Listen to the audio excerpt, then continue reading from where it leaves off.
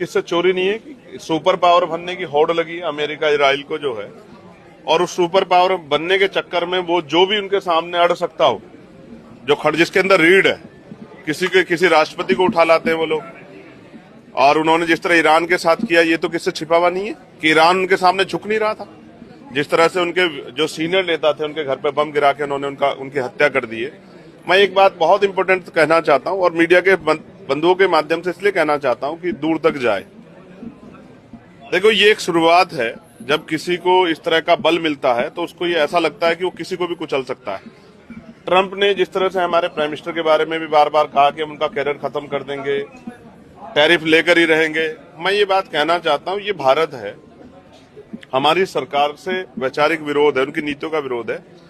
लेकिन अगर हम देशभक्त इतने, अगर देश की मिट्टी पे आंच आई या किसी भी राष्ट्र को गलतफहमी हो, चाहे चाइना हो, चाहे वो पाकिस्तान हो, चाहे वो अमेरिका हो या इजराइल हो, अगर किसी को गलतफहमी हो कि वो हमारी मिट्टी या हमारे लोग की तरफ आंख उठा देगा, तो हम ऐसी ईंट से ईंट बजाएंगे कि लोग याद रखेंगे।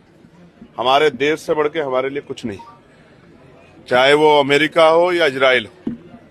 जिस तरह उन्होंने फिलिस्तीन को कुचला है, जिस तरह वो ईरान को कुचल रहे हैं, अगर उनको ये गलतफहमी हो कि वो भारत की तरफ भी आंख उठा लेंगे, तो भारत की मिट्टी में वो बल है कि जगह नहीं मिलेगी छिपने के लिए। हम अपने देश के लिए हर कुर्बानी देने के लिए तैयार। वैचारिक विरोध, राजनीतिक विरोध अपना अलग जगह है, लेकिन हमारा देश कमजोर नहीं है। ये मेरी तरफ से चेतावनी अमेरिका इजराइल दोनों को कि वो हद में रहें।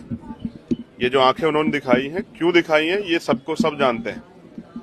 भारत है ये, इसका इतिहास याद रखें। अंग्रेजों को खदेड़ दिया था इस भारत ने।